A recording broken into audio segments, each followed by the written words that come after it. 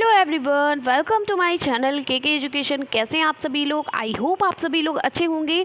तो आज मैं आप लोगों को डीएलएड सेकेंड सेमेस्टर का पेपर प्रारंभिक शिक्षा के नवीन प्रयास में आप लोगों का जो बहुविकल्पी प्रश्न हैं 2015 से लेकर के 2022 तक के जितने भी पेपर हुए हैं, चाहे वो बैक पेपर भी क्यों ना हो, सभी चीज़ें यहाँ पर मैंने ऐड की है। यानी कि ये वीडियो देखने के बाद आपको बहुविकल्पी प्रश्नों के लिए एकदम भी टेंशन नहीं लेनी है, एकदम मस्त रहना है। अगर इतना आपने पढ़ लिया, पूरी गारंटी के साथ कह रहे हैं यहाँ से एक भी क्वेश्चंस बाहर नहीं जाएगा। ठीक है, तो चलिए आप इतना ही क्वेश्चन पेपर कवर कर ले रहे हैं। यानी कि आपका मल्टीपल चॉइस क्वेश्चन यानी 15 नंबर के क्वेश्चंस आपके क्या है, आपके रखे हुए हैं। ठीक है, अगर आपने इनको पढ़ लिया, अच्छे से समझ लिया, रट लिया। ठीक है, तो चलिए स्टार्ट करते हैं।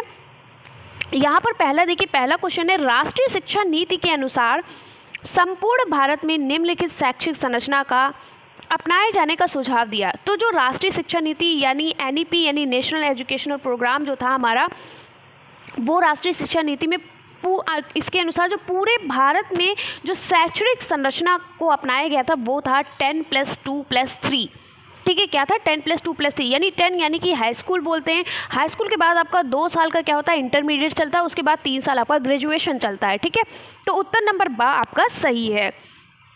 अगला प्रश्न आपका है, राष्ट्रीय शिक्षा नीति 1986 के अंतर्गत प्रारंभिक शिक्षा को अनिवार्य एवं निःशुल्क बनाने हेतु कौन सी योजना लागू हुई? तो राष्ट्रीय शिक्षा नीति यानी एनईपी 1986 के तहत यानी इसके अंतर्गत जो प्रारंभिक शिक्षा को अनिवार्य और निःशुल्क बनाने हेतु जो योजना लागू की गई थी वो थी ऑपरेशन ब्लैक बोर्ड योजना। और ये ऑपरेशन ब्लैक बोर्ड योजना जो है ये 1986 में इसकी शुरुआत हुई और 1987 से लेकर 1989 में इसको लागू कर दिया गया। ठीक है, 1987 से 1988 में से लागू कर दिया गया। और इसका आपको पता है ऑपरेशन ब्लैक बोर्ड योजना क्यों लाई गई थी कि क्योंकि हर एक क्लास में एक ब्लैक बोर्ड जरूरी है। ठीक है, हर एक विद्यालय में 2 कमरे होने चाहिए। ठीक है, 30 और 1 का अनुपात आपने पढ़ा होगा कि 30 बच्चों पर 1 टीचर जरूरी, यानी एक विद्यालय में 2 टीचर अनिवार्य हैं, 2 शिक्षक अनिवार्य हैं। ठीक है, तो ये मूलभूत सिद्धांत थे ये आपके ऑपरेशन ब्लैक बोर्ड में। चलिए आगे बढ़ते हैं। अगला प्रश्न है हमारा ये है, स्कूल चलो अभियान अंग है। तो स्कूल चलो अभियान जो अंग है ये किसका है? ये आपका ये क्या है? सर्व शिक्षा अभियान का अंग है। ठीक है ना, यानी सभी के लिए शिक्षा। तो स्कूल चलो अभियान में आपने देखा होगा कि जब आप प्राइमरी स्कूल में आप गए होंगे, आपने इंटर्नशिप का जब वहाँ पर आपने इंटर्नशिप दी होगी तो देखा होगा वहाँ पर पेंसिल के ऊपर एक बालक और एक बालिका बैठी होती है और नीचे उसके ऊपर लिखा होता है स्कूल सर्व शिक्षा अभियान। ठीक है, सभी के लिए शिक्षा समान, यानी कि स्कूल चलो अभियान इसका अंग है। चलिए आगे बढ़ते हैं। अगला क्वेश्चन है, ऑपरेशन ब्लैक बोर्ड का उद्देश्य क्या है? यानी किस उद्देश्य से ये हमारा ऑपरेशन ब्लैक बोर्ड लाया गया था जो 1987 से 1988 में लागू किया गया था। मैं बार बार इसलिए सन बता रही हूँ क्योंकि पूछा जाता है। अभी आप देखिएगा इसमें कई सारे सन बार बार पूछे गए हैं। कई बार सन को पूछा गया है कि ये कब आया था, 1987 से 1988 में पूरे भारत में क्या हो गया था, लागू हो गया था। ठीक है, और इसकी शुरुआत जो है वो एनईपी 1986 में हुई थी, यानी राष्ट्रीय शिक्षा नीति 1986 में हुई थी। तो ऑपरेशन ब्लैक बोर्ड का उद्देश्य किस लिए था, किस उद्देश्य से लाया गया था? प्राथमिक स्कूलों में पाठ्यक्रम, पाठ्य सामग्री, शिक्षक उपकरण जैसी न्यूनतम आवश्यक सुविधाएं प्रदान करना, या फिर भवन बनवाना, ठीक है, या फिर खेल कूद कराना, या फिर परीक्षा कराना। तो परीक्षा कराने, अब बच्चे को आप डायरेक्ट स्कूल में लाओ, परीक्षा कराने लगो, ना पढ़ाओ ना लिखाओ, क्या वो परीक्षा दे पाएगा? नहीं। तो ये तो आपका आंसर नहीं है। सिर्फ खेल कूद से भी आपका स्कूल नहीं चल सकता, बिल्कुल नहीं। भवन बनवाना, हमें क्या सिर्फ बच्चों को हमें भवन दिखाना है सुंदर सुंदर से? नहीं। तो प्राथमिक स्कूल में पाठ्यक्रम सामग्री यानी जो भी पाठ्य सामग्री है, जो भी सिलेबस है, जो भी किताबें हैं, ठीक है, उन सभी को, शिक्षक उपकरण यानी जो भी उपकरण होते हैं जैसे ब्लैक बोर्ड हो गया, चौक हो गया, डस्टर हो गया, ठीक है, लाइब्रेरी होगी, जैसी न्यूनतम आवश्यक सुविधाएं प्रदान करना। ठीक है, टीएलएम वगैरह होगा, ठीक है, टीचिंग लर्निंग मटेरियल वगैरह हो गए।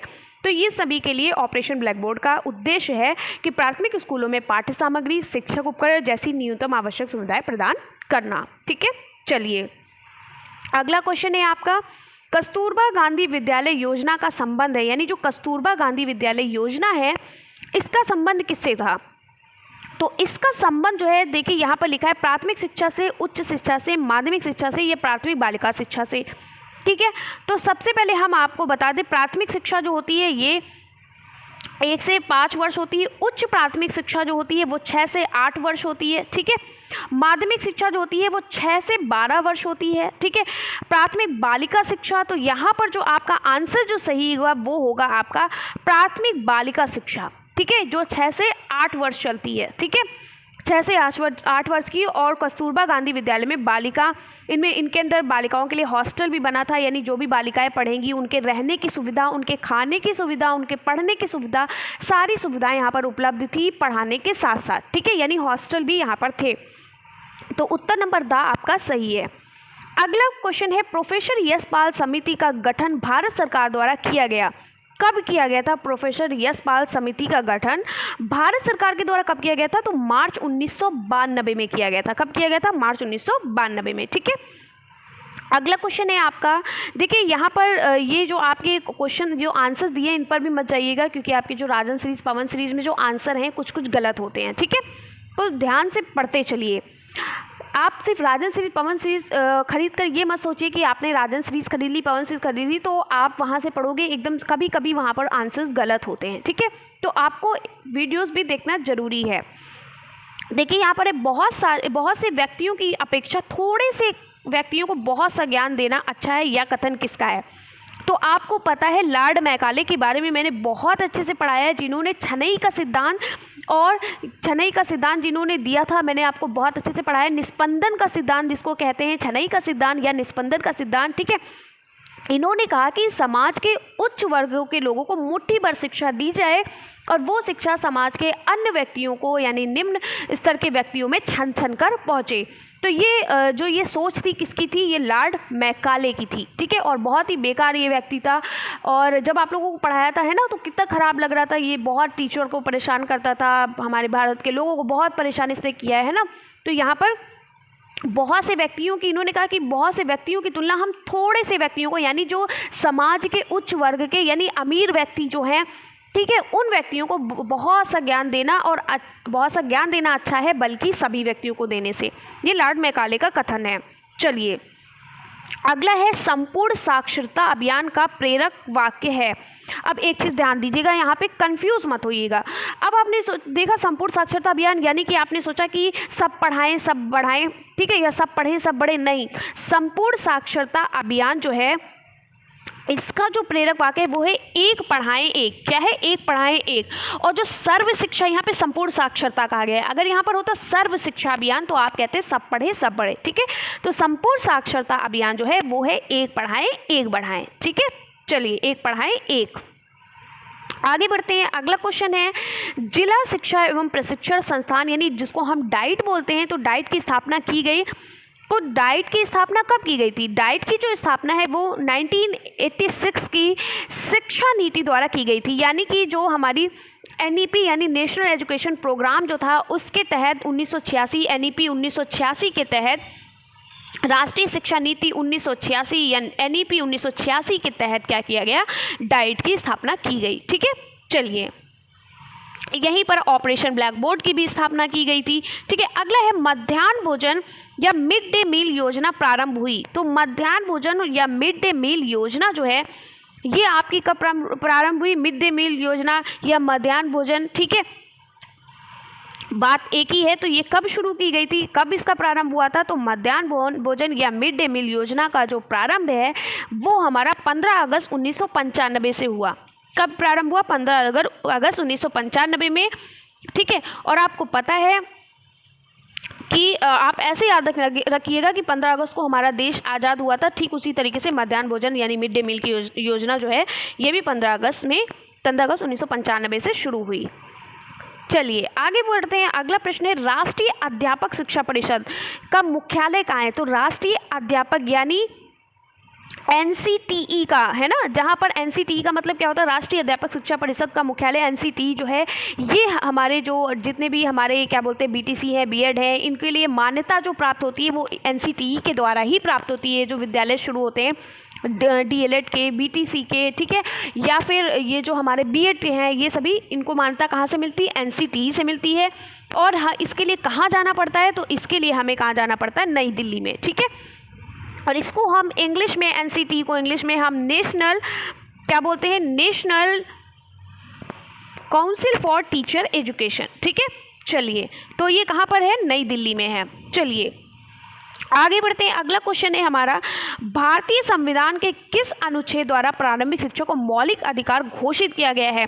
बहुत ही इंपॉर्टेंट क्वेश्चन है, कई बार ये पूछा गया है कि जो भारतीय संविधान के किस अनुच्छेद, तो अनुच्छेद, ये देखिए यहाँ पर एक चीज़ आप ध्यान रखिएगा, देखिए यहाँ पर दिया गया अनुच्छेद 45 द्वारा, अनुच्छेद 51 द्वारा, अनुच्छेद 21 द्वारा, अनुच्छेद 45 द्वारा, तो कंफ्यूज नहीं हो रहा। अगर धारा 45 कह रहा है तब तो ठीक है, ठीक है, लेकिन यहाँ पर अनुच्छेद कह रहा है तो अनुच्छेद 21A या 21 का होता है। ठीक है, इंग्लिश में होगा तो 21A लिखा होगा और हिंदी में तो इस तरीके से 21 का होता है। ध्यान रखिएगा, धारा 45 होता है और अनुच्छेद 21A होता है और 86वां संविधान संशोधन होता है। ठीक है, 3 चीज़ें होती, लिख लीजिएगा, नोट कर लीजिएगा।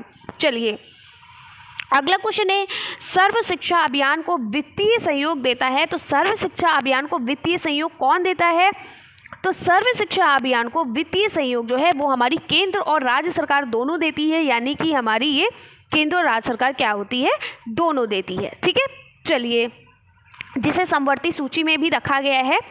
आगे बढ़ते हैं। अगला प्रश्न है, देश में संविधान लागू किया गया, तो देश में संविधान कब लागू किया गया था, तो देश में संविधान 26 जनवरी 1950 को लागू किया गया था। ठीक है, ध्यान रखिएगा।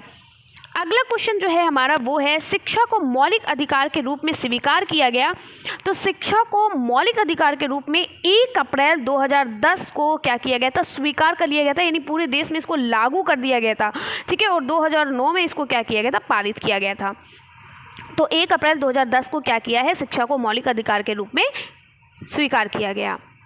अगला प्रश्न है जो हमारा वो है, अगला प्रश्न क्या है, शिक्षा को किसी निश्चित स्तर तक सभी लोगों को अनिवार्य एवं निःशुल्क रूप से उपलब्ध कराना क्या है, तो ये सार्वभौमिकरण कहलाता है, यानी सभी को, सार्वभौमिकरण यानी सभी को यानी सभी 6 से 14 वर्ष के सभी बच्चों को निःशुल्क एवं अनिवार्य शिक्षा का प्रावधान प्रस्तुत करना, ये क्या है, ये शिक्षा का एक मौलिक अधिकार है। ठीक है, तो ये हमारा 17 का ऑप्शन नंबर 7 सही हो जाएगा, सार्वभौमिकरण कहलाता है। ठीक है, चलिए अगला प्रश्न है, बेसिक शिक्षा अधिनियम 1972 का उद्देश्य क्या है, अधिक से अधिक विद्यालय खोलना, ऐसा कुछ नहीं है। अधिक से अधिक विद्यालय खोलने से क्या बच्चे शिक्षित होंगे, क्या बच्चे अच्छे से पढ़ पाएंगे, नहीं। छात्रवृत्ति की व्यवस्था करना, चलो ये तो ठीक है। मिड डे मील की व्यवस्था करना, शैक्षिक कार्यक्रमों का प्रभावी क्रियान्वयन करना, तो यहाँ पर उत्तर नंबर द आपका सही है कि बेसिक शिक्षा अधिनियम जो है ये हमारा 1992 में 1972 का जो उद्देश्य है वो है शैक्षिक कार्यक्रमों का प्रभावी क्रियान्वयन करना। आगे बढ़ते हैं। अगला प्रश्न है हमारा, प्राथमिक विद्यालयों में न्यूनतम आवश्यक सुविधाएं सुलभ कराने की योजना है, तो न्यूनतम आवश्यक, अभी आपने ऊपर पढ़ा है कि प्राथमिक विद्यालय में न्यूनतम यानी छोटी से छोटी आवश्यकताओं को, उनकी सुविधाओं को, आवश्यक सुविधाओं को उपलब्ध कराने का जो जिम्मा है वो किसका है, वो है ऑपरेशन ब्लैक बोर्ड योजना के तहत होता है। ठीक है, और ये ऑपरेशन ब्लैक बोर्ड योजना कब लागू हुई थी, 1987 से 1986 में, ये 1987 से 1988 में ये लागू हुई थी, और ये इसकी शुरुआत कब हुई थी, ये NEP 1986 में हुई थी, 1986 में हुई थी। ठीक है, चलिए आगे बढ़ते हैं। अगला प्रश्न है, स्वतंत्रता के समय देश में कितने प्रतिशत जनसंख्या साक्षर थी, बहुत ही इंपॉर्टेंट क्वेश्चन है। ठीक है, तो यहाँ पर जो स्वतंत्रता के समय जो देश में जो प्रतिशतता थी वो हमारी कितनी थी, वो हमारी थी सिर्फ 14%, यानी 14%। ठीक है, चलिए अगला क्वेश्चन है, विद्यालय स्तर पर शिशुओं की मांसपेशियों का विकास होता है, तो विद्यालय स्तर पर वार्तालाप से यानी एक दूसरे से बात करने से, या पठन अभ्यास से यानी कि पढ़ने से, या फिर सृजनात्मक क्रियाकलापों से, या मानसिक अभ्यास से। अब यहीं पर सोचिए, यहाँ पर कहा गया है कि मांसपेशियों का, यानी जो हमारी मांसपेशियाँ यानी मसल्स जो होती हैं उनका डेवलपमेंट, उनका विकास कैसे होता है, तो जब ही होगा जब आप कुछ नया करोगे। ठीक है, कुछ करके दिखाओगे, कुछ नया सीखोगे, तो सृजनात्मक क्रियाकलापों से होता है। ठीक है, मांसपेशियाँ हमारे मस्तिष्क से नहीं होती कि हम मानसिक कोई अभ्यास करें, हम उससे हो, हमारा कुछ सोच रहे हैं, कुछ विचार कर रहे हैं, कल्पना शक्ति का विकास हो रहा है, इससे नहीं होगा। ठीक है, सृजनात्मक क्रियाकलापों से यानी कुछ नया करने से होता है। ठीक है, कुछ कर दिखाने से, कुछ करने से होता है। अगला क्वेश्चन है क्वेश्चन नंबर 22, सर्व शिक्षा अभियान, ठीक है, किस आयु वर्ग के बच्चों की शैक्षिक व्यवस्था से संबंधित है? तो सर्व शिक्षा अभियान जो है ये 6 से 14 वर्ष के आयु वर्ग के बच्चों के लिए अनिवार्य है, जिसे 6 से 14 वर्ष के निःशुल्क एवं अनिवार्य शिक्षा का अधिकार अधिनियम लागू हुआ था। और ये सर्व शिक्षा अभियान आपने प्राइमरी स्कूल में देखा होगा। आप जब जाते हैं, आप लोगों ने वहाँ पर ट्रेनिंग की तो आपने देखा है कि वहाँ पर लिखा होता है, एक पेंसिल होती, पेंसिल पे 2 बच्चे बैठे होते हैं, वहाँ पर लिखा होता है सर्व शिक्षा अभियान। तो 6 से 14 वर्ष की आयु के वर्ग के बच्चों की शैक्षिक व्यवस्था से ये संबंधित है। आगे बढ़ते हैं। अगला प्रश्न है कस्तूरबा गांधी। देखिए, जो भी मैं चीज़ें समझा रही हूँ पहले आप उसको समझते चलिए, ठीक है। फिर नेक्स्ट टाइम आप वीडियो देखिएगा, फिर से उसको ये एक बार पढ़ने से नहीं आएगा। एक बार आप पहले अच्छे से ध्यानपूर्वक, एकदम जैसे आप गाने सुनते हो, जैसे आप स्टोरी सुनते हो, ऐसे इसको ध्यानपूर्वक सुनिए, पहले चीज़ों को समझिए। आप सोचो कि रटने से नहीं याद होगा। आपको मैंने एक क्वेश्चन पढ़ाया, आपने वहीं पे आपने पॉज कर दिया और रटना शुरू कर दिया, नहीं, पहले चीज़ों को समझिए कि मैं क्या बता रही हूँ, ठीक है। उसके बाद सेकेंड टाइम फिर आप देखिए, देखने के बाद आपको जो मेन पॉइंट है उसको नोट करिए। फिर थर्ड टाइम आप खुद आप इस क्वेश्चन को अपने आप से सॉल्व करिए, देखिए आपको आराम से आ जाएगा। और मैं, अगर आपने सिर्फ और सिर्फ ये वीडियो देख ली है, मैं आपसे कह रही हूँ कहीं भी कुछ भी बुक नहीं उठाने की ज़रूरत है, कुछ भी नोट्स नहीं उठाने की जरूरत है। मल्टीपल चॉइस क्वेश्चन आपके 15 to 15 आपके यहीं से मिल जाएंगे, इससे बाहर एक भी नहीं आएगा, ठीक है। चलिए आगे बढ़ते हैं। अगला प्रश्न है कस्तूरबा गांधी बालिका विद्यालय योजना किस वर्ग की बालिकाओं में साक्षरता की स्थिति बेहतर बनाने के लिए है? अभी आपका ये क्वेश्चन रिपीट किया है, 2015 में भी आया था। तो कस्तूरबा गांधी बालिका विद्यालय योजना जो है, जिसमें क्या होता था, जिसमें लड़कियां जो होती थी इनके लिए एक हॉस्टल भी होता है, जहां पर रहने के लिए भी, पढ़ाई के साथ साथ रहने की व्यवस्था की गई, खाने पीने की व्यवस्था की गई है, ठीक है। तो ये जो कस्तूरबा गांधी जो योजना, जो बालिका विद्यालय योजना जो है, ये अनुसूचित और ये अनुसूचित जनजाति के लिए भी है, ठीक है। अनुचित और अनुसूचित जनजाति के लिए भी है, पिछड़े वर्ग के लिए भी है, जो अन्य पिछड़ा वर्ग होते हैं, अल्पसंख्यक वर्ग के लिए भी है, जिन्हें मुस्लिम लोग जिसमें आते हैं, और यानी कि ये उपयुक्त सभी वर्गों के लिए, ठीक है। तो उत्तर नंबर द आपका क्या है, सही है। चलिए आगे बढ़ते हैं। अगला क्वेश्चन है सर्व शिक्षा अभियान के अंतर्गत संचालित होने वाले कार्यक्रमों के लिए वित्तीय सहायता प्राप्त है। और अभी मैंने आपको बताया था, और ये क्वेश्चन फिर से रिपीट किया है, 2015 में आया था सर्व शिक्षा अभियान से रिलेटेड। तो ये राज्य और केंद्र सरकार दोनों द्वारा ये क्या है, वित्तीय सहायता प्राप्त होती है, यानी दोनों से यहाँ पर सारी सुविधाएं, सारे पैसे वगैरह सब यहीं से मिलते हैं, जिसे हम समवर्ती सूची में इसको रखते हैं, ठीक है। चलिए अगला क्वेश्चन है कितने अंतराल के उपरांत पाठचर्या के पुनर्विकास एवं समीक्षा का प्रावधान है?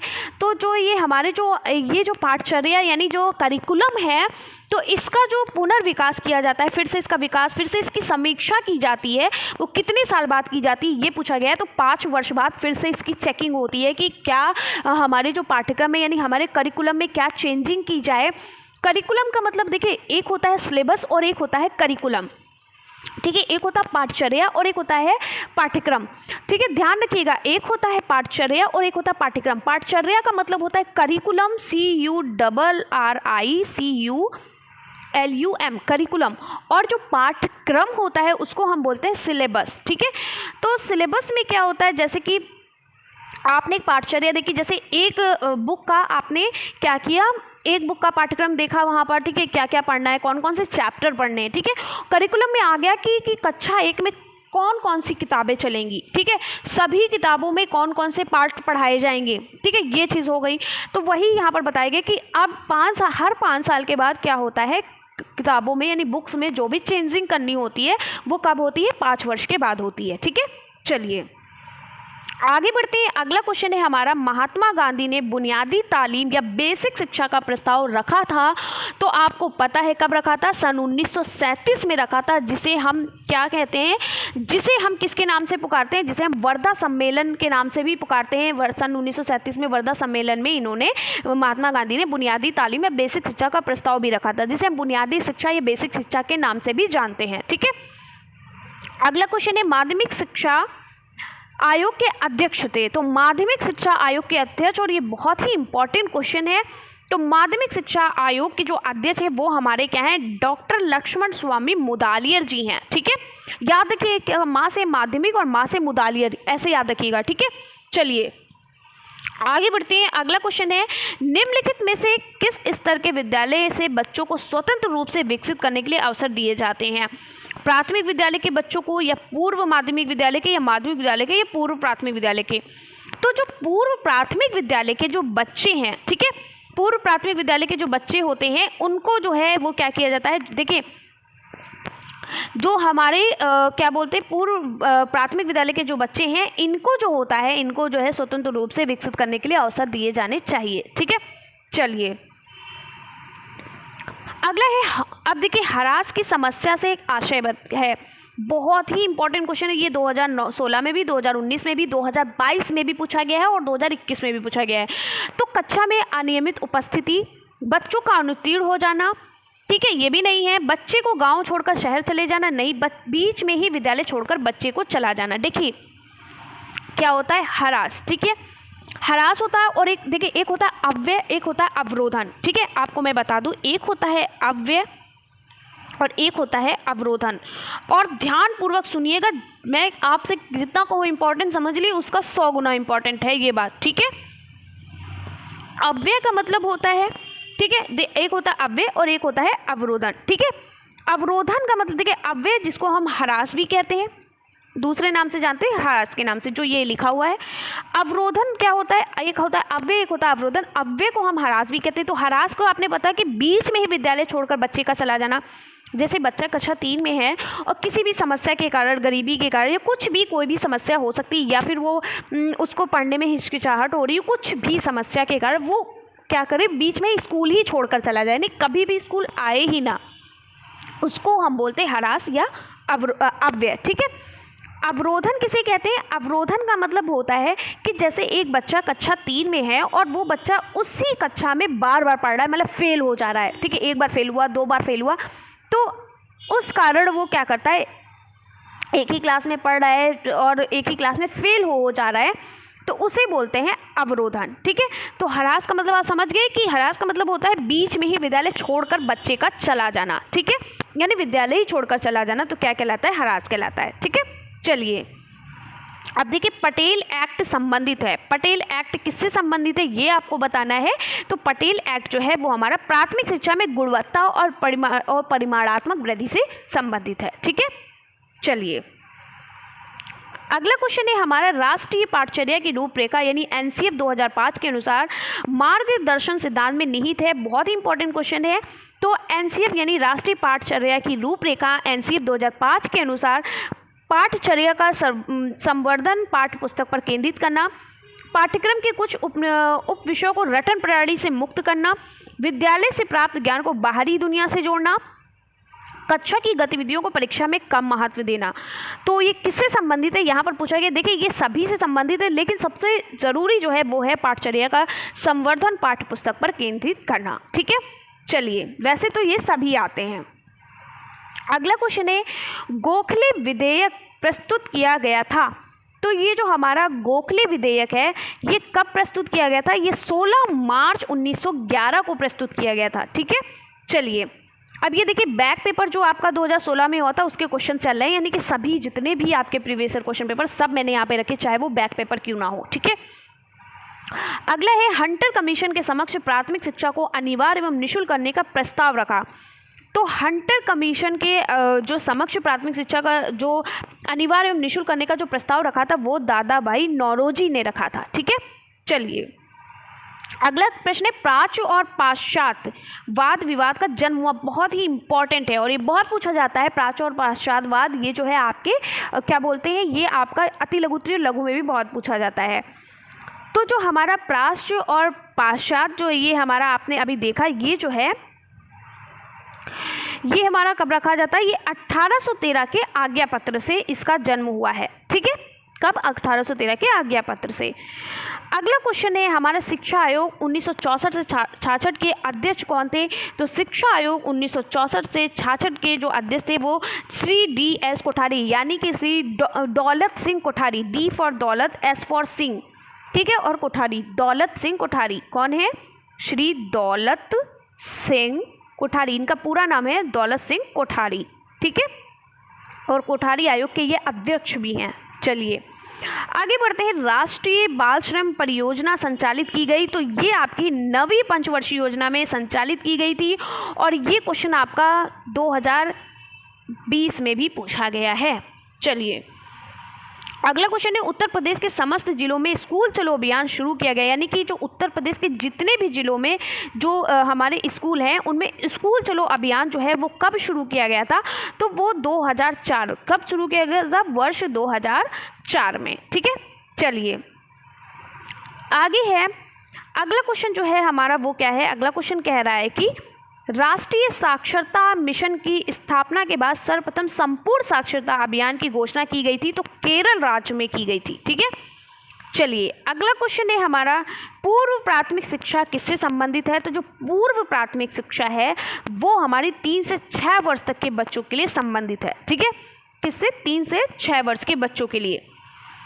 चलिए आगे बढ़ते हैं, अगला प्रश्न क्या है हमारा, अगला प्रश्न है हमारा, यशपाल समिति का गठन कब हुआ था, तो प्रोफेसर यशपाल ने इस समिति का गठन किया था और ये गठन कब हुआ था, तो ये गठन 1992 में हुआ था। ठीक है, चलिए बुनियादी शिक्षा से संबंधित नहीं है, तो महात्मा गांधी जी हैं, आपको पता है, जाकिर हुसैन भी थे, एस.के. सिन्हा भी थे, लेकिन बी.जी. खेर नहीं थे, तो उत्तर नंबर सा आपका सही है।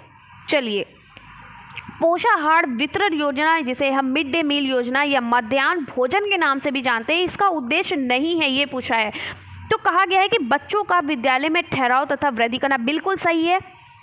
पोषाहार वितरण योजना यानी मिड डे मील योजना में क्या था, पहले बच्चे क्या होते थे, जब भूखे होते थे तो वो स्कूल से मतलब जब हाफ टाइम होता था यानी इंटरवल जो होता था, तो बच्चे क्या करते थे, घर खाने के लिए चले जाते थे, फिर लौट कर आते भी नहीं थे। ठीक है, और इस तरीके से वो क्या करते थे, वो धीरे धीरे जो नामांकन में जो है वो क्या हो जाता था, नामांकन की जो प्रक्रिया है वो कम हो जाती थी। ठीक है, बच्चों को स्वस्थ एवं पुष्ट बनाना, ये तो आपको पता ही है भाई, बच्चों को अच्छे से अच्छा यानी कि हर दिन क्या होता है, अलग अलग भोजन दिया जाता है और बच्चे क्या होते हैं, जब भोजन पेट भर के भोजन करेंगे फिर उनका पढ़ने में मन लगेगा, वो स्वस्थ भी रहेंगे, ठीक है, सुष्ट पुष्ट भी रहेंगे। शिक्षा में अपव्यय तथा अवरोधन को कम करना, बिल्कुल सही है। अपव्यय यानी बच्चा जो होगा वो स्कूल छोड़कर नहीं जाएगा, क्योंकि बच्चे कहेंगे भाई गरीब बच्चे इसमें पढ़ते हैं, आपको पता ही है प्राइमरी विद्यालयों में, ठीक है, गवर्नमेंट के जो प्राइमरी विद्यालयों में क्या होता है, गरीब बच्चे पढ़ते हैं, तो जब उनको भोजन मिल रहा है, सब कुछ सुविधाएं मिल रही हैं, तो वह वहीं जाकर पढ़ेंगे, उनको बैग भी मिल रहा है, उनको स्कूल ड्रेस भी मिल रही है, उनको शूज़ भी मिल रहे हैं, उनको सॉक्स भी मिल रहे हैं, सारी चीज़ें उनको वहाँ पर उपलब्ध हैं, तो वो क्यों भाई, उनका पैसा भी नहीं खर्च हो रहा है, इसके साथ साथ उनको छात्रवृत्ति भी मिल रही है, तो वो वहीं जाकर पढ़ेंगे ना। तो इससे जो है नामांकन में भी वृद्धि होती है, यानी बच्चा स्कूल छोड़कर नहीं जाता है, अच्छे से अच्छे वहाँ पर पढ़ाई करता है, ये भी सही है। कुपोषण की समस्या को दूर करना, अब भाई कुपोषण का मतलब क्या होता है, पोषण की कमी, और पोषण की कमी जब ही होगी जब बच्चे को अच्छे से अच्छा भोजन यानी उसके स्वास्थ्य का ध्यान नहीं रखा जाएगा, उसको भोजन नहीं प्राप्त होगा, तो जब उसको पर्याप्त मात्रा में भोजन मिल रहा है, उसका कुपोषण नहीं हो रहा है यानी कि उसके पोषण में कमियां नहीं आ रही हैं, तो फिर उसको क्या होगा, तो वो ये पोषाहार वितरण की योजना का यही उद्देश्य है। तो ये आपके चारों के चारों सही है। यहाँ पर पूछा गया उद्देश्य नहीं है, तो यहाँ पर होना चाहिए था कि उद्देश्य नहीं, तो यहाँ पर उपयुक्त में से कोई नहीं होना चाहिए था, तब आपका आंसर सही होता है। ये सारे सही हैं, ये क्वेश्चन गलत लिखा है, ठीक है, सभी सही हैं।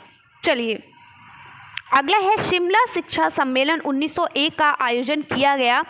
तो जो शिमला शिक्षा सम्मेलन है 1901 का आयोजन कब किया गया था, ये हमारा कब किया, ये मतलब कब हुआ था, लॉर्ड कर्जन के द्वारा किया गया था 1901 में, ठीक है।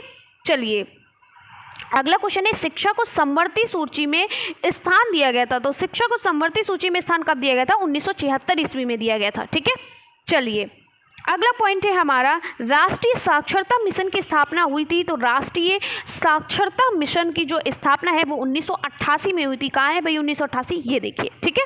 चलिए अगला क्वेश्चन है हमारा, उत्तर प्रदेश में सभी के लिए शिक्षा परियोजना लागू की गई। तो उत्तर प्रदेश में सभी के लिए शिक्षा परियोजना कब लागू की गई थी, ये वहाँ पर प्रश्न पूछा है। तो वो 17 मई 1993 में लागू की गई थी, ठीक है। अगला है, जब कोई बालक किसी भी अवस्था में प्राथमिक शिक्षा पूर्ण किए बिना ही विद्यालय छोड़कर चला जाता है। देखिए फिर से क्वेश्चन रिपीट किया है। अभी वहाँ पर पूछा था कि आप ह्रास का मतलब क्या होता है या अव्यय का मतलब क्या होता है, लेकिन यहाँ पर डायरेक्ट कहा गया है कि जब कोई बालक किसी भी अवस्था में, चाहे वो गरीबी के कारण, चाहे वो बीमारी के कारण, चाहे वो संतुष्ट नहीं है, इंटरेस्ट नहीं हो रहा, किसी भी के कारण अगर वो प्राथमिक शिक्षा पूरी ना करके किए बिना ही वो स्कूल यानी विद्यालय को छोड़कर चला जाता है तो यह ह्रास कहलाता है। ठीक है, चलिए अगला है 1960 से 1961 में जनजातियों की शिक्षा संबंधी समस्याओं के लिए समाधान के लिए गठित कमेटी अध्यक्ष जो थी वो क्या थी, वो अध्यक्ष कमेटी के अध्यक्ष कौन थे ये पूछा गया है। तो इसके जो अध्यक्ष थे वो थे श्री UN डेबर जी थे। ठीक है, चलिए अगला जो क्वेश्चन है हमारा वो है राष्ट्रीय महिला शिक्षा समिति। ठीक है, क्या है, राष्ट्रीय महिला शिक्षा समिति 1958 की अध्यक्ष कौन थी, तो वो हमारी थी दुर्गाबाई देशमुख। ठीक है, चलिए अगला क्वेश्चन है ब्रेल लिपि, यानी जो जहाँ अंधे जो बच्चे होते हैं, ठीक है, जो जिनको आंखों से दिखाई नहीं देता है पूरी तरीके से, जो अंधे होते हैं, ठीक है, तो उनके लिए एक शिक्षा प्रदान की गई थी जिसका नाम था ब्रेल लिपि। तो कैसे बच्चे यहाँ पर शामिल होते हैं, अंधों को, ठीक है, अंधे बच्चों को। चलिए आगे बढ़ते हैं। अगला क्वेश्चन क्या है, अगला क्वेश्चन है उत्तर प्रदेश में जिला प्राथमिक शिक्षा का कार्यक्रम प्रारंभ किया गया।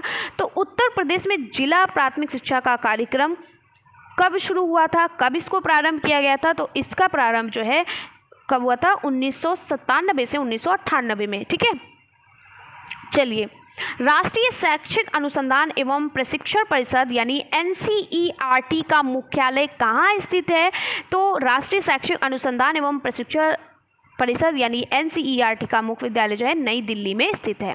चलिए बेसिक शिक्षा अधिनियम पारित हुआ, तो बेसिक शिक्षा अधिनियम कब पारित हुआ था, तो बेसिक शिक्षा अधिनियम जो है वो हमारा कब पारित हुआ था, 1972 में। ठीक है, कब बेसिक शिक्षा अधिनियम पारित हुआ था, 1972 में पारित हुआ था। ठीक है, चलिए जिसे हम बेसिक एजुकेशनल प्रोग्राम के नाम से भी जानते हैं। अब अगला क्वेश्चन है हमारा शिक्षकों हेतु राष्ट्रीय पुरस्कार का प्रारंभ किया गया था। तो शिक्षक हेतु जो राष्ट्रीय पुरस्कार का प्रारंभ जो किया गया था वो 1958 में किया गया था। और आपको बता दें जो राष्ट्रीय पुरस्कार था इससे क्या सुविधाएं होती हैं, जब शिक्षक 60 साल के हो जाते हैं, जब रिटायर का टाइम आ जाता है, रिटायरी का टाइम आ जाता है, तो अगर जो शिक्षक राष्ट्रीय पुरस्कार से सम्मानित होता है तो उसको क्या होता है, उसको 2 साल और बढ़ा दिए जाते हैं, यानी उसकी रिटायरी जो होती है वो 62 वर्ष में हो जाती है। ठीक है, 60 वर्ष का होता है तो वो रिटायर हो जाता है शिक्षक, लेकिन उसको 2 साल और दिए जाते हैं। ठीक है, रिटायर करने के लिए 2 साल और बढ़ा दिए जाते हैं। इसके साथ साथ उसको कई सारी सुविधाएँ प्राप्त होती है, यानी कि वो कभी भी कहीं भी ट्रैवल करता है, यानी कोई भी आप मतलब कोई भी यात्रा करते हैं तो वहाँ पर भी आपको छूट मिलती है। ठीक है, या हो सकता शायद फ्री में होती है, इस तरीके से काफ़ी सुविधाएं उनको मिलती है। ठीक है, चलिए अगला क्वेश्चन, तो देखिए बहुत इंपॉर्टेंट क्वेश्चन है और अभी आपने 2015 में भी पढ़ा, 2017 में भी पढ़ा और 2018 में भी पढ़ोगे। ठीक है, 3 बार आया है। ठीक है, तो बच्चों के लिए निःशुल्क एवं अनिवार्य शिक्षा संविधान, बच्चों के निःशुल्क एवं अनिवार्य शिक्षा का प्रावधान संविधान के किस धारा में स्थित है, तो धारा 45 में है। ठीक है, धारा 45 अनुच्छेद 21A, याद रखिएगा धारा 45 अनुच्छेद 21A, और हिंदी में लिखा होगा तो 21 का लिखा होगा। ठीक है, और संविधान संशोधन कौन सा था, 86वां संविधान संशोधन। ठीक है, चलिए अगला क्वेश्चन है निम्नलिखित में से कौन सी योजना का शुभारंभ 15 अगस्त 1995 में हुआ था, और आपने कई बार पढ़ा है किसका हुआ है, 15 अगस्त 1995 में। और मैंने आपको बताया था 15 अगस्त के हमारा देश भी आ जाता था, 15 अगस्त में हमारे बच्चों को भूखा भी नहीं रखा गया। ठीक है, यानी मिड डे मील योजना, ऐसे याद रखना। ठीक है, मिड डे मील योजना या मध्याह्न भोजन योजना, ठीक है, या पोषाहार वितरण योजना। ठीक है, तो 15 अगस्त को हमारा देश आज़ाद हुआ और 15 अगस्त को बच्चों का पेट भरने का भी काम किया गया है। ऐसे याद रखिएगा, थोड़ा ट्रिक वाइज तो याद रहेगा। ठीक है, चलिए बिल्कुल सही, कौन सा है, पोषाहार वितरण योजना। अगले भारतीय शिक्षा का महाअधिकार पत्र कहा जाता है, यानी कि जिसे भारतीय शिक्षा का मैग्ना कार्टा भी कहा जाता है, वो किसके पत्र में था महाअधिकार पत्र, वो वुड के घोषणा पत्र में था। ठीक है, चलो इसको कहा जाता है वुड के घोषणा पत्र को। अगला क्वेश्चन है कोठारी आयोग ने बालिका शिक्षा संबंधी सुझाव दिया है, तो कोठारी आयोग ने जो बालिका शिक्षा संबंधी जो सुझाव दिया है वो किसमें दिया है? लोकमत निर्माण के लिए, मुफ्त पाठ्य पुस्तक की व्यवस्था के लिए और अंशकालिक रोजगार की व्यवस्था के लिए, सभी के लिए दिया है। उत्तर नंबर द सही है। चलिए अगला प्रश्न है, हंटर कमीशन किसे कहते हैं? जल्दी से बताइए। तो हंटर कमीशन किसे कहते हैं? तो भारतीय शिक्षा आयोग को हम हंटर कमीशन के नाम से जानते हैं। ठीक है, चलिए कोठारी आयोग का गठन कब हुआ था? तो कोठारी आयोग का गठन बहुत ही इंपॉर्टेंट क्वेश्चन और कई बार रिपीट किया है, सभी में ये क्वेश्चन पूछा गया है। अब आपको याद भी हो गया होगा कि कोठारी आयोग का गठन जो है 1964 से 66 में इसका गठन हुआ था और इसके अध्यक्ष कौन थे? दौलत सिंह कोठारी थे। ठीक है, चलिए अगला प्रश्न है, राष्ट्रीय शिक्षा नीति 1986 की घोषणा के पश्चात आचार्य राममूर्ति समिति ने अपना प्रतिवेदन प्रस्तुत किया है। तो कब अपना प्रतिवेदन इन्होंने प्रस्तुत किया है? 16 दिसंबर 1990 में। ठीक है, चलिए अगला प्रश्न देखते हैं। अगला प्रश्न है हमारा, प्रोफेसर यशपाल समिति जो है, इसके पूर्व प्रोफेसर यशपाल समिति से पहले, ठीक है, पूर्व किस समिति ने छात्रों पर पढ़ाई का बोझ के लिए चिंता व्यक्त की है? पटेल समिति ने, एनसीईआरटी कार्यदल ने, आचार्य राममूर्ति समिति ने, सभी ने की है। ठीक है, किसने की है? सभी ने की है। और इन्होंने सभी ने कहा है कि बच्चों पर पढ़ाई का बोझ कम कर दिया जाए। ठीक है, बस्ते का बोझ कम कर दिया जाए। ठीक है, बच्चों को रुचिपूर्ण शिक्षा दी जाए, यानी बच्चों को जिसमें इंटरेस्ट हो ऐसे पढ़ाया जाए कि बच्चों को पढ़ाई में इंटरेस्ट आए, ना कि उनका बोझ बढ़ाया जाए। ठीक है, और इसका जो क्रियान्वयन जो है वो प्रोफेसर यशपाल समिति ने किया है। ठीक है, इसके अध्यक्ष प्रोफेसर यशपाल जी थे, लेकिन इन सभी का जो है इसमें योगदान रहा है, लेकिन सबसे ज़्यादा प्रोफेसर यशपाल की बात की जाती है। ठीक है, चलिए अगला है, एनसीएफ 2005 के अंतर्गत पुनरीक्षित गुणवत्ता विजन के संदर्भ में निम्न दृष्टिकोण चिन्हित किए गए हैं। बच्चों के प्रति दृष्टिकोण, शिक्षक की भूमिका एवं शिक्षक के प्रति दृष्टिकोण, शिक्षण विद्या के प्रति दृष्टिकोण या उपरोक्त सभी। तो सभी के प्रति दृष्टिकोण यहाँ पर दिखाया गया है। चलिए अगला प्रश्न है, देखिए कितनी बार रिपीट किया ऑपरेशन ब्लैक बोर्ड योजना कब आरंभ हुई? तो ऑपरेशन ब्लैक बोर्ड योजना कब आरंभ हुई थी? 1987 से 88 में। ये आपके 2015 में भी पूछा गया, 2016 में भी पूछा गया, 2017 में भी पूछा गया और 2018 में भी पूछा जा रहा है। ठीक है, चलिए आगे बढ़ते हैं। अगला क्वेश्चन हमारा जो है वो क्या है, स्कूल चलो अभियान में किस कक्षा तक के बच्चों को आकर्षित करने की योजना थी? तो आपको पता है कि जो स्कूल चलो जो हमारा अभियान है वो कक्षा 1 से 8 तक, यानी प्राइमरी स्कूल के बच्चों में, ठीक है, कक्षा 1 से 8 तक के बच्चों के लिए है, यानी 6 से 14 वर्ष के बच्चों के लिए है। अगला है, स्कूल रेडिनेंस कार्यक्रम यानी विद्यालय शिक्षा की तैयारी में निम्न क्षेत्रों पर बल दिया गया है। व्यक्तित्व एवं सामाजिक तैयारी, ठीक है, शैक्षिक तैयारी, मनोरंजनात्मक, सृजनात्मक तथा शाब्दिक अशाब्दिक भाषा कौशल, यानी सभी हैं इसमें। ठीक है, सभी के लिए तैयार किया गया था। अगला है, देखिए फिर से क्वेश्चन रिपीट किया है, पोषाहार वितरण योजना अभी आपने पढ़ा है। ठीक है, 2017 में पोषाहार वितरण योजना को निम्न विचार से प्रारंभ किया गया है। तो देखिए जब बच्चों में मिड डे मील योजना यानी पोषाहार वितरण योजना या मध्याह्न भोजन योजना जो प्रारंभ की गई थी, वो क्या होता है, इसके प्रारंभ से नामांकन संख्या बढ़ाने के लिए, यानी जब बच्चों को खाना बीच में दिया जाएगा, बच्चों को इंटरवल में खाना दिया जाएगा, तो इससे बच्चे जो है ज़्यादा से ज़्यादा प्राइमरी स्कूल में जो बच्चे हैं, गरीब बच्चे, वो क्या करेंगे, नाम लिखाएंगे अपना। ठीक है, तो नामांकन संख्या बढ़ाने के लिए, समुदाय को शामिल करने के लिए भी, शिक्षकों को व्यस्त, समुदाय को शामिल करने के लिए शिक्षकों को व्यस्त नहीं भाई, समुदाय को क्यों शामिल किया जाएगा इसमें, और इसमें शिक्षक को भाई क्यों व्यस्त रखा जाएगा?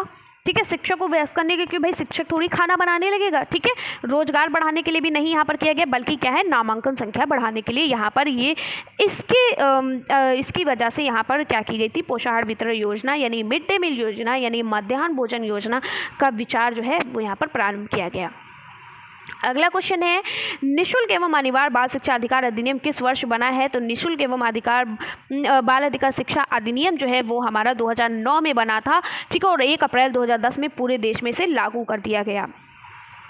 अगला है, चार्ल्स ग्रांट, ये बहुत इंपॉर्टेंट क्वेश्चन है। ठीक है, और ये 2022 में भी रिपीट किया है। चार्ल्स ग्रांट के शैक्षिक प्रयास क्या थे? भारत में विद्यालयों की स्थापना करना और अंग्रेजी माध्यम से शिक्षा प्रदान करना। तो दोनों सही है। देखिए ये जो चार्ल्स ग्रांट थे, ये क्या थे, अंग्रेज थे, और इन्होंने क्या कहा कि जो भारत में जो शिक्षा जो प्रदान की जाए वो अंग्रेजी माध्यम से यानी इंग्लिश मीडियम से दी जाए। ठीक है, तो इन्होंने भारत में विद्यालय की स्थापना की, लेकिन किस माध्यम से? अंग्रेजी माध्यम से।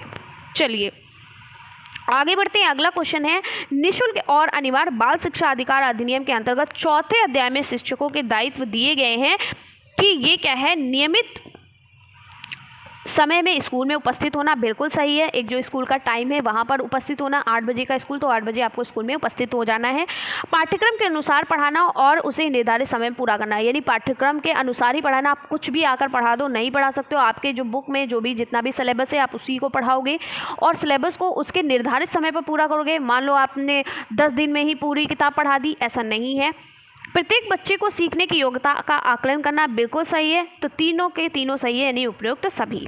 चलिए अगला है, राष्ट्रीय बाल श्रम परियोजना यानी NCLP संचालित की गई है। तो अभी आपने पढ़ा कब संचालित की गई थी, नवी पंचवर्षीय योजना में, और ये आपने 2016 में भी पढ़ा है। चलिए अगला क्वेश्चन है, हास्य एवं अवरोध को रोकने के लिए तथा समप्राप्ति लक्ष्य को प्राप्त करने के लिए प्रोत्साहन के अधीन कौन सी सुविधाएं प्राप्त की जा रही हैं। तो छात्रवृत्ति भी दी जा रही है, विद्यालय मध्याह्न भोजन भी दिया जा रहा है, मिड डे मील योजना भी की जा रही है, यानी इंटरवल में बच्चों को खाना दिया जा रहा है।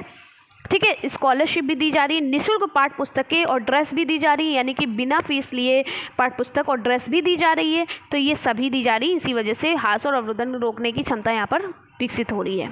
चलिए, यानी ये तीनों दी जा रही हैं। अगला है, भारत में ईस्ट इंडिया कंपनी का प्रवेश कब हुआ है, ये भी बहुत इंपॉर्टेंट क्वेश्चन है। तो भारत में ईस्ट इंडिया कंपनी का जो प्रवेश है वो कब प्रारंभ हुआ है, तो ये हमारा प्रारंभ हुआ है 1600 ईस्वी में।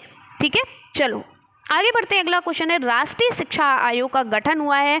तो राष्ट्रीय यानी NEP का गठन कब हुआ था, तो राष्ट्रीय शिक्षा आयोग का गठन यानी NEP का गठन जो है 1964 से 66 में हुआ था। ठीक है, चलिए बाल अधिकार का प्रस्ताव पारित किया है। तो बाल अधिकार का प्रस्ताव जो है राष्ट्रीय संयुक्त राष्ट्र संघ ने इसे क्या किया है, पारित किया है। ठीक है, चलिए अगला है, शिक्षा को संविधान की किस अनुसूची में रखा गया है। तो शिक्षा को संविधान की समवर्ती सूची में रखा गया है, जिसमें केंद्रीय और राज्य सरकार दोनों काम करती है। ठीक है, चलो अगला क्वेश्चन है, भारत में आधुनिक शिक्षा का जन्मदाता किसे माना जाता है। बहुत ही इंपॉर्टेंट क्वेश्चन है। तो चार्ल्स ग्रांट को भारत में आधुनिक शिक्षा का जन्मदाता माना जाता है।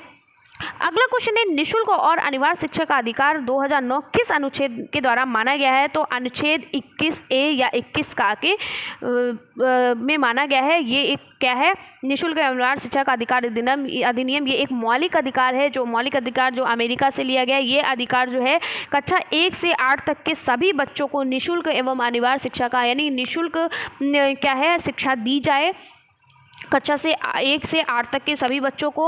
और ये अनुच्छेद 21A में और धारा 45 में। ठीक है, चलिए अगला है, वुड का घोषणा पत्र किस वर्ष आया है। तो आपने अभी भी पढ़ा है, अभी इससे पहले मैंने आपको बताया था, वुड का घोषणा पत्र जो है 1854 में आया था। अगला क्वेश्चन है, देश के प्रत्येक जनपद में डाइट की स्थापना की स्तुति किस राष्ट्रीय शिक्षा नीति के तहत की गई है। तो डाइट की जो स्थापना है ये जो है कब की गई थी, ये 1986 में की गई थी। ठीक है, चलिए और 1986 में डाइट की भी स्थापना की गई। ऑपरेशन ब्लैक बोर्ड को भी यहाँ पर लाया गया। ठीक है, चलिए अगला है, निस्पंदन या छनई का सिद्धांत आपको रट गया होगा। निस्पंदन और छनई का सिद्धांत लॉर्ड मैकाले ने दिया था और कहा था कि यहाँ पर क्या है, समाज के उच्च वर्ग के लोगों को मुट्ठी भर शिक्षा दी जाए। जो उच्च वर्ग के लोग समाज के अन्य वर्ग के लोगों को शिक्षा क्या है, छन छन कर मिले, यानी कि जो समाज के उच्च वर्ग के लोगों को, अमीर लोगों को जब शिक्षा दी जाएगी तो वो समाज के निम्न वर्ग के लोगों को तक वो शिक्षा छन छन कर जाएगी। सभी को शिक्षा उपलब्ध कराने से संबंधित है। तो सभी को शिक्षा उपलब्ध कराने से क्या संबंधित है, ऑपरेशन ब्लैक बोर्ड भी जरूरी है, क्योंकि यहाँ पर बताया गया था कि एक विद्यालय में एक ब्लैक बोर्ड होना चाहिए, एक विद्यालय में 2 टीचर होने चाहिए, एक विद्यालय में 2 कमरे होने चाहिए। ठीक है, एक विद्यालय में क्या होता है, 2 कमरे भी होने चाहिए। तो ये सभी मूल अधिकार था। ठीक है, नवोदय विद्यालय भी जरूरी है, जिला शिक्षा एवं प्रशिक्षण परिषद यानी डाइट भी जरूरी है। तो उपयुक्त सभी। चलिए अगला क्वेश्चन है, BEP क्या है।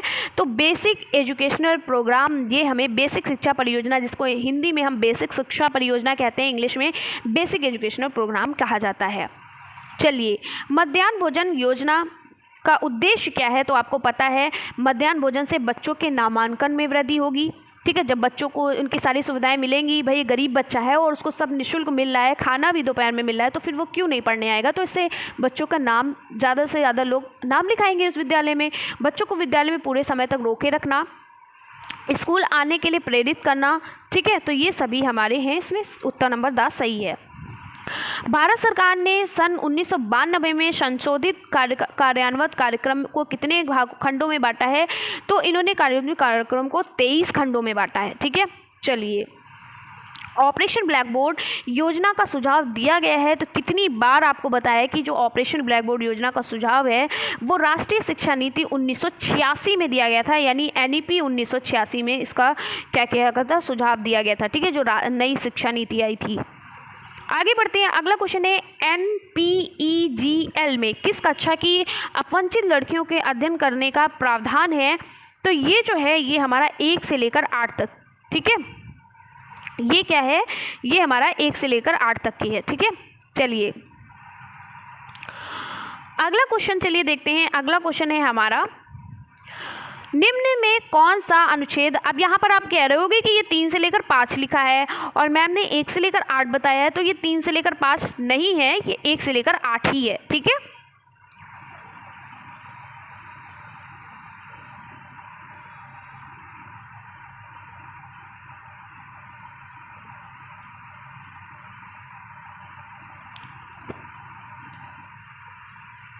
चलिए अगला क्वेश्चन है, निम्न में से कौन सा अनुच्छेद अल्पसंख्यक वर्गों के हितों के संरक्षण से संबंधित है? तो अनुच्छेद 29(1) जो है ये क्या है, अल्पसंख्यक वर्गों के हितों से क्या है, संबंधित है, ठीक है। चलिए अगला प्रश्न है,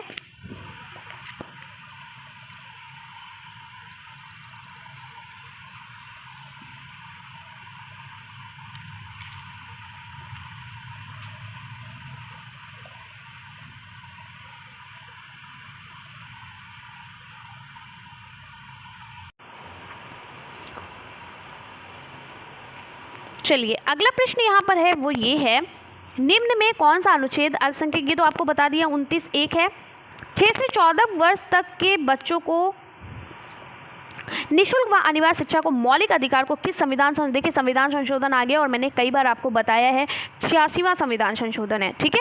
चलिए आगे बढ़ते हैं, धारा 45 है, 86वां संविधान संशोधन है, अनुच्छेद 21(a) है या 21 का भी बोल सकते हैं।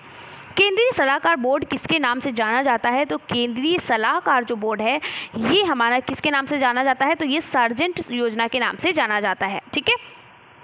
अगला है, उच्च अध्ययन शिक्षा संस्थान कहाँ स्थित है? तो उच्च अध्ययन शिक्षा संस्थान जो है वो प्रयागराज में स्थित है, ठीक है, जिसको पहले इलाहाबाद लिखा जाता था, प्रयागराज है।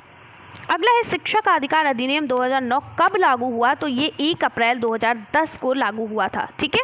चलिए निम्न आयोगों का सही क्रम बताना है, तो सबसे पहले मैं आपको बता दूं कि जो वुड डिस्पैच नियम है ये 1854 में आया था, फिर आपका हंटर आयोग जो है ये 1882 में आया था, और जो राधाकृष्णन आयोग है ये 1948 में आया था, और जो कोठारी आयोग है ये 1964 में आया था। तो ये जो 1854 पहले है, यानी कि सी वाला ऑप्शन पहले है। अब यहाँ पर सी वाला सही ऑप्शन है, तो आप ऐसे लगा सकते हो, ज़्यादा ढूंढने की ज़रूरत नहीं है। सी है, फिर ए है, फिर आपका है बी, फिर है डी, ठीक है। तो ये आपका ऑप्शन सही है। चलिए अगला क्वेश्चन है, उत्तर प्रदेश में मिड डे मील योजना कब लागू की गई थी? देखिए कितनी बार क्वेश्चन पूछा गया है ये, तो ये आपका 1 सितंबर यानी 1 सितंबर 2004 को, ठीक है।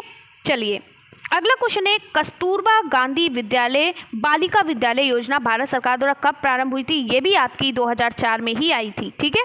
चलिए अगला प्रश्न है, जिला प्राथमिक शिक्षा कार्यक्रम की क्या विशेषता है? कि शिक्षा में सबकी भागीदारी होना, शिक्षा में बराबरी पर बल देना, उच्च नीचे कोई भी जाति में भेदभाव ना करना, नए शैक्षणिक प्रयोग करना, बिल्कुल सही है, नई नई तरीके से बच्चों को पढ़ाना, तो ये सभी आपका सही है। चलिए अगला क्वेश्चन है, अध्यापक शिक्षा हेतु नियामक संस्था है? तो NCTE जो है ये अध्यापक शिक्षा हेतु नियामक संस्था है, ठीक है।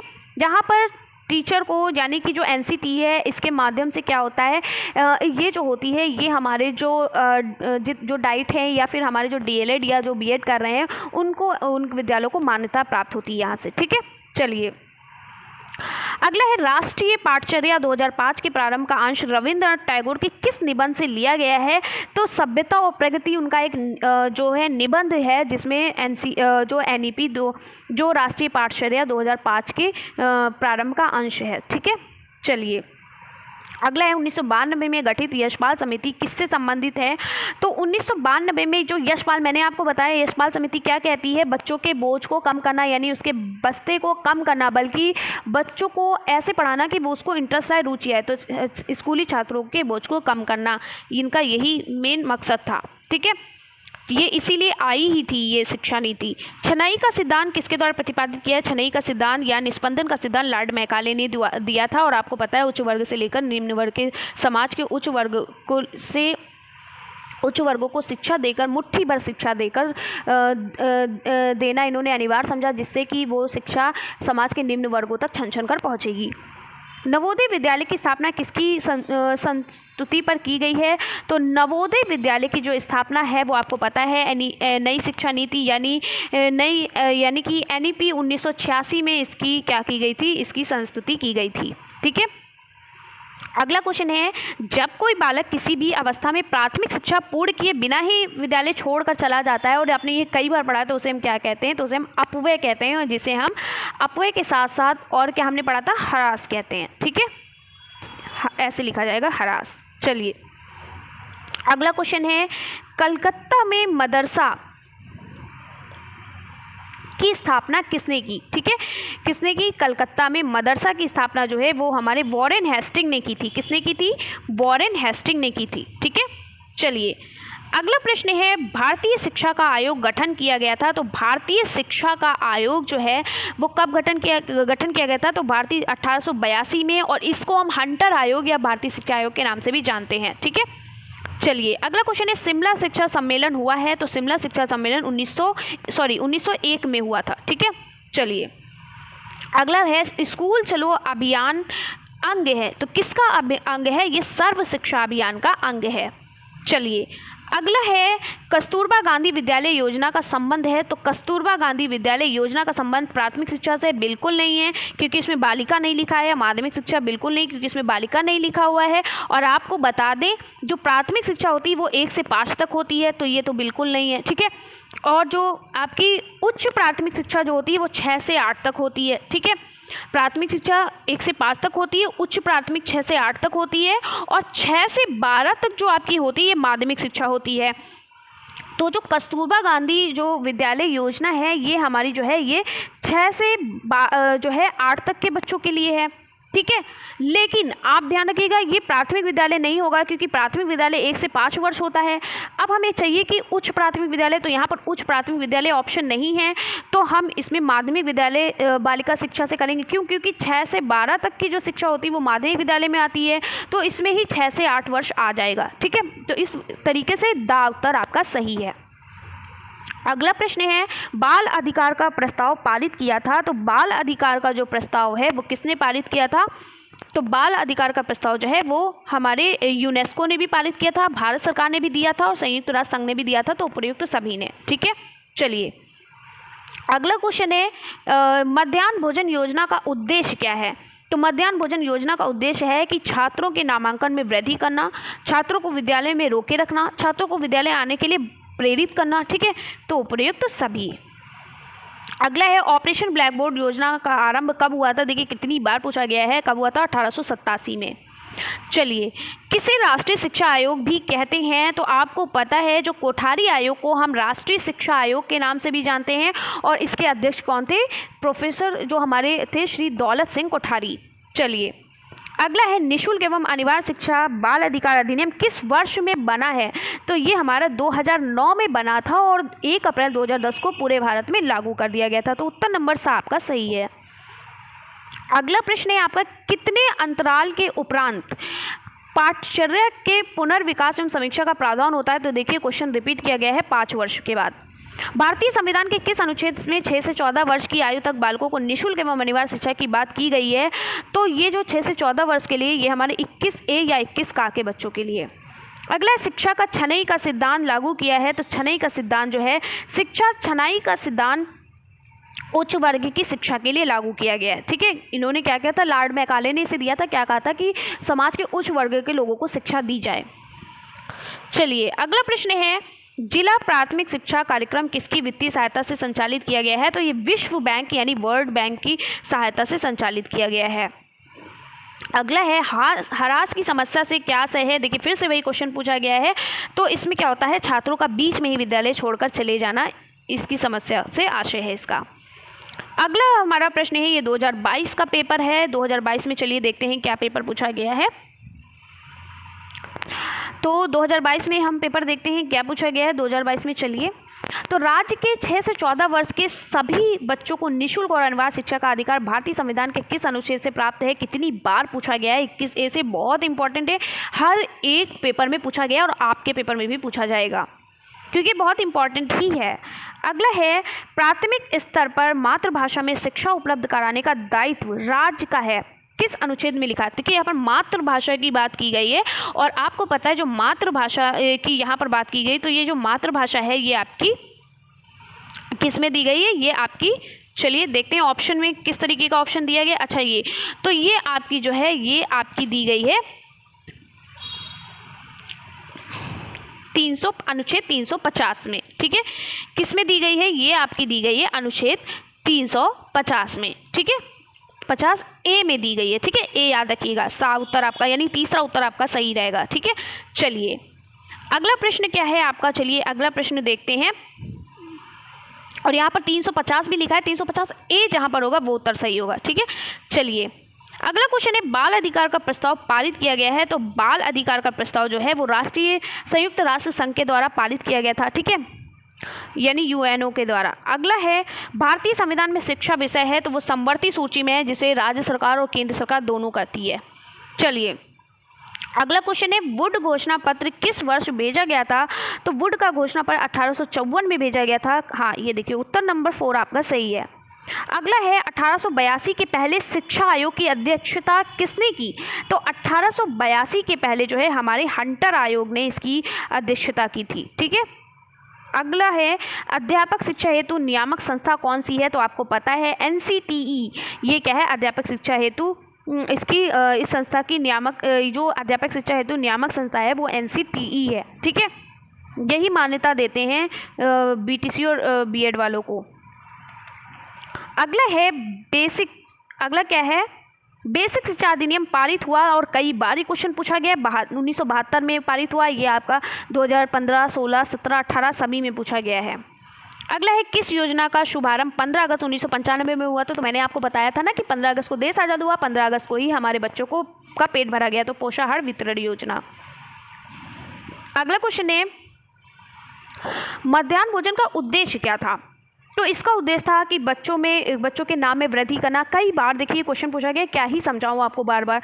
तो बच्चों की नामांकन में वृद्धि करना, बच्चों की विद्यालय में पूरे समय तक उसको रोके रखना, स्कूल आने के लिए प्रेरित करना, तो सभी है। ठीक है, चलिए अगला है, सभी को शिक्षा उपलब्ध कराने में संबंधित है। तो सभी को शिक्षा उपलब्ध कराने में संबंधित क्या है? ऑपरेशन ब्लैक बोर्ड भी है, नवोदय विद्यालय भी है, सभी को शिक्षा के लिए है, यानी चाहे उच्च स्तर का व्यक्ति हो या निम्न स्तर का व्यक्ति हो, किसी के लिए भी है। ठीक है, बच्चों की बात की गई यहाँ पर। ठीक है, जिला शिक्षा एवं प्रशिक्षण संस्थान भी है। ठीक है, कोई भेदभाव करके नहीं यहाँ पर टीचर्स को या बच्चों को पढ़ाया जाता है, तो उपयुक्त सभी।